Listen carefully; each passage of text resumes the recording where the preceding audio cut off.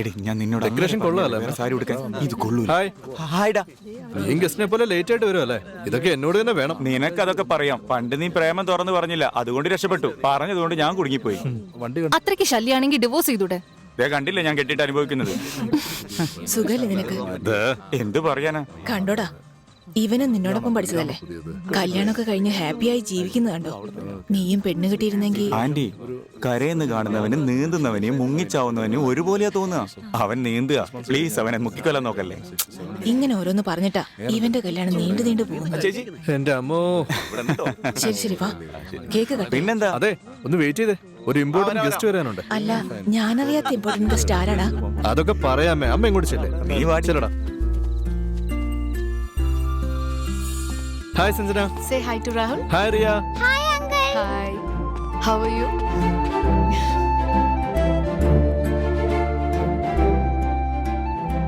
മോൻ നിങ്ങൾക്ക് കൊണ്ടുവന്ന സമ്മാനം കണ്ടോ ചേച്ചി? ഒരു മുതുക്കി മരുമകളും ബോണസായിട്ടൊരു പേരക്കുട്ടി. ഒന്ന് വാങ്ങിയാ ഒന്ന് ഫ്രീ എന്ന് പറയുന്ന പോലെ.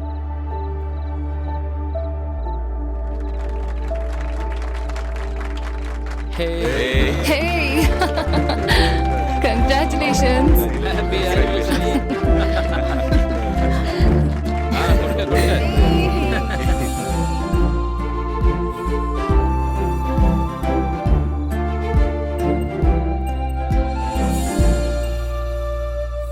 എടാ, നീ സഞ്ജനെ വീണ്ടും അങ്ങോട്ട് മുട്ടിയതാണോ അതോ അവൾ ഇങ്ങോട്ട് വന്ന് മുട്ടിയതാണോ? അവളാ ഇങ്ങോട്ട് വന്നേ. എടാ, നീ നേരാണോ പറയുന്നേ? എടാ എടാ എടാ. ഇതൊക്കെ കേട്ടിട്ട് എനിക്കൊരു പഴയ സിനിമ ഡയലോഗ് ഓർമ്മ വരുന്നേ. നമ്മൾ എല്ലാ ആണുങ്ങൾക്കും ജീവിതസഖി ആരാണെന്ന് പണ്ട് എഴുതി വെച്ചിട്ടുണ്ട്. അതിന്റെ തെളിവാണ് നിങ്ങളുടെ കൂട്ടിമുട്ടല്. നീ ഓവർ ആവുന്നുണ്ടേ. അവള് കേട്ട എന്ത് വിചാരിക്കും? കൺട്രോൾ യോർസെൽഫ്. ഞാൻ ഫിറ്റ് ഒന്നുമല്ല.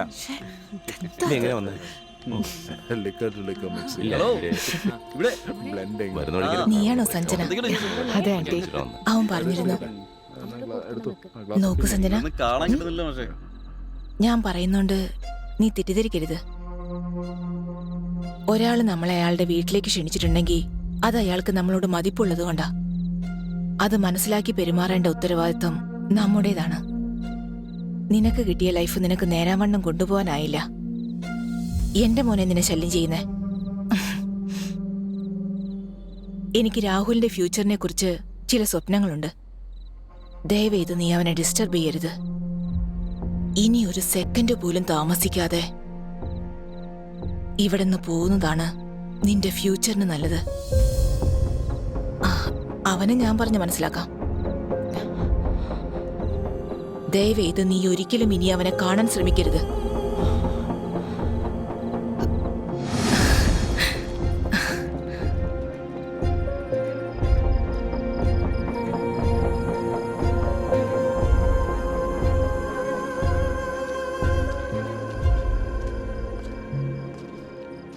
ഇനി ഒരു സെക്കൻഡ് പോലും താമസിക്കാതെ ഇവിടുന്ന് പോകുന്നതാണ് നിന്റെ ഫ്യൂച്ചറിന് നല്ലത്.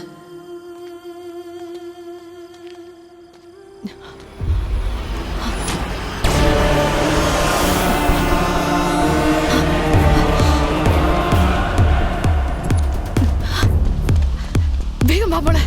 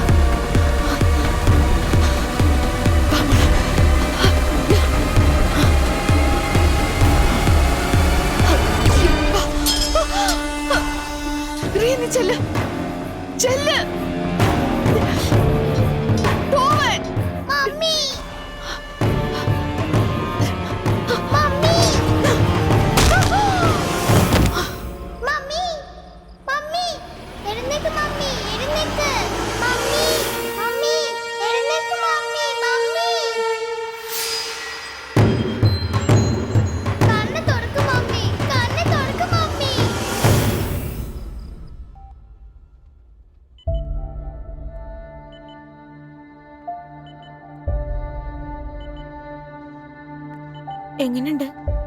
എനിക്ക് കുഴപ്പമൊന്നുമില്ല. റീക്കൊന്നും പറ്റില്ലല്ലോ? അവൾക്കൊരു കുഴപ്പമില്ല. നിന്റെ കാര്യത്തിലായിരുന്നു പേടി. ഓക്കെ. എന്റെ വിഷമം ഞാനിവിടെ കിടക്കുമ്പോ റിയ ആരും നോക്കുന്ന ഓർത്തിട്ടായിരുന്നു. വീട്ടിൽ ഓൾറെഡി ഞാൻ ഒരു മലമ്പാമ്പിനെ വളർത്തുന്നുണ്ട്. പിന്നെ ഈ പാവം മുയൽ കുഞ്ഞിനെ നോക്കാനാണോ എനിക്ക് പാട്? ഇവളുടെ കാര്യം ഞാൻ ഏറ്റു.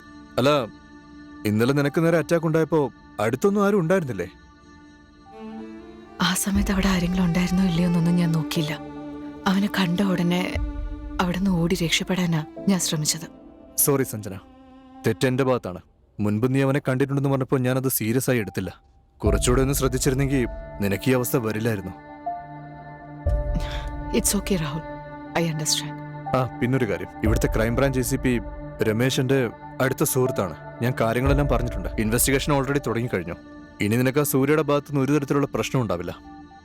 സഞ്ജു, റിയ ഞാൻ നോക്കാം. നീ അവളുടെ കാര്യം ഓർത്ത് വിഷമിക്കണ്ട. ധൈര്യമായിട്ടിരിക്കേ. വാ.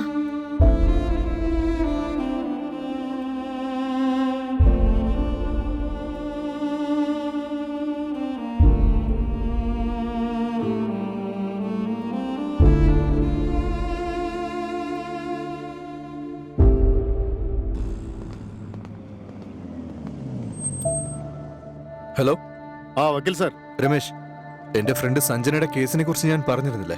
എന്തെങ്കിലും വിവരം കിട്ടിയോ? എല്ലാ വിവരങ്ങളും കിട്ടി സാർ. അവൻ എവിടെ ഉണ്ടെന്ന് മനസ്സിലായി.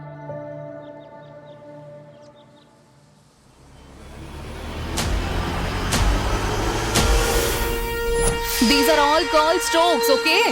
And what is this?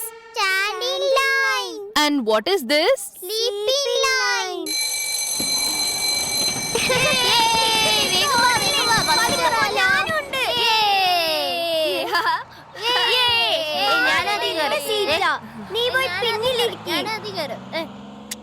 Riya, നിന്നെ വിളിക്കാൻ ഇതുവരെ ആരും വന്നില്ലേ? ചേച്ചി, ടീച്ചർ, ഈ കുട്ടിയെ ഒന്ന് ശ്രദ്ധിക്കണം കേട്ടോ. ആരെങ്കിലും വിളിക്കാൻ വന്ന കാര്യങ്ങളൊക്കെ അന്വേഷിച്ചിട്ട് അയച്ചാൽ മതി. ശരി ടീച്ചർ.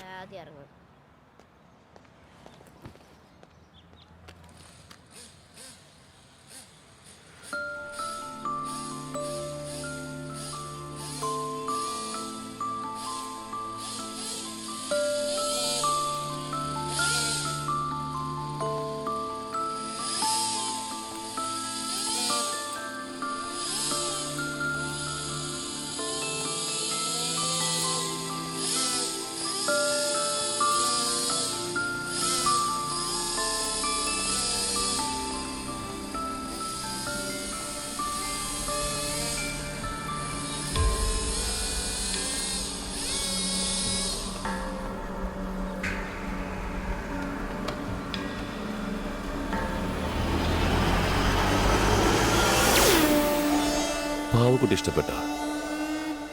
എന്റെ കയ്യിൽ ഒരുപാടെണ്ണുണ്ട്. വേണോ?